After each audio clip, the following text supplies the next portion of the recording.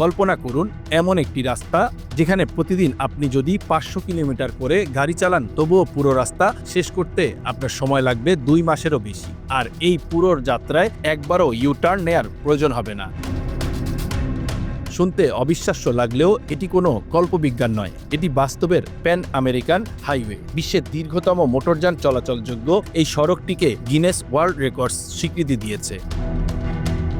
প্রায় 30,000 কিলোমিটার দীর্ঘ এই মহাসড়ক টানা 14টি দেশের ভেতর দিয়ে বিস্তৃত। তাহলে প্রশ্ন হলো, এই পথ শুরু কোথায় আর শেষই বা কোথায়? প্যান আমেরিকান হাইওয়ের যাত্রা শুরু হয় উত্তর আমেরিকার একেবারে শেষ প্রান্তে আলাস্কার প্রুডো বে থেকে। সেখান থেকে এটি যুক্তরাষ্ট্র, কানাডা ও মেক্সিকো পেরিয়ে মধ্য আমেরিকায় প্রবেশ করে।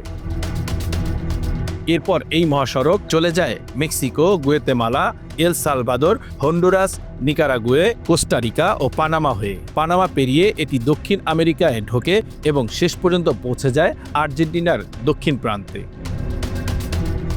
দক্ষিণ আমেরিকায় এই রাস্তা কলম্বিয়া, ইকুয়েডর, পেরু ও চিলির উপর দিয়ে বিস্তৃত। যদিও যুক্তরাষ্ট্র, কানাডা ও মেক্সিকোর অংশে এই হাইওয়ের একাধিক বিকল্প রুট রয়েছে, যাতে যাত্রী ও পণ্য পরিবহন আরও সহজ হয়। এবার প্রশ্ন আসতে পারে, এই পুরো পথ পাড়ি দিতে কত সময় লাগে? সাধারণভাবে একজন ভ্রমণকারীর এই দীর্ঘ পথ অতিক্রম করতে সময় লাগে প্রায় 60 দিন বা 2 মাস। তবে এটি নির্ভর করে গাড়ির গতি, সীমান্ত পারাপার, বিশ্রাম এবং আবহাওয়ার উপর। উদাহরণ হিসেবে বলা যায়, পর্যটক কার্লোস সান্তামারিয়া পুরো প্যান আমেরিকান হাইওয়ে পাড়ি দিতে সময় নিয়েছিলেন 117 দিন। এই দীর্ঘযাত্রার সবচেয়ে আকর্ষণীয় দিক হলো এর প্রাকৃতিক বৈচিত্র্য। একই পথে চলতে চলতেই আপনি দেখতে পাবেন ঘন আমাজন রেইন ফরেস্ট, বরফে ঢাকা পাহাড়, আবার কখনো ধুধু মরুভূমি। ভাষাগত দিক থেকেও এই যাত্রা ভিন্ন মাত্রার, কারণ এই হাইওয়ের বড় একটি অংশ স্প্যানিশ ভাষী দেশগুলোর ভেতর দিয়ে গেছে। তাই অভিজ্ঞ পর্যটকদের মতে এই পথে অভিযানে বের হওয়ার আগে সামান্য স্প্যানিশ ভাষা শিখে নেওয়া বেশ উপকারী।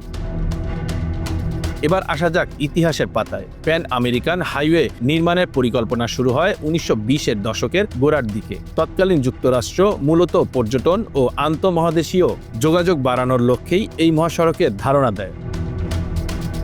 1937 সালে 14টি দেশ এই রাস্তা নির্মাণ ও রক্ষণাবেক্ষণ নিয়ে একটি আন্তর্জাতিক চুক্তিতে স্বাক্ষর করে। দীর্ঘ প্রস্তুতি ও অবকাঠামো উন্নয়নের পর 1960 সালে এটি সাধারণ মানুষের চলাচলের জন্য পুরোপুরি খুলে দেওয়া হয়।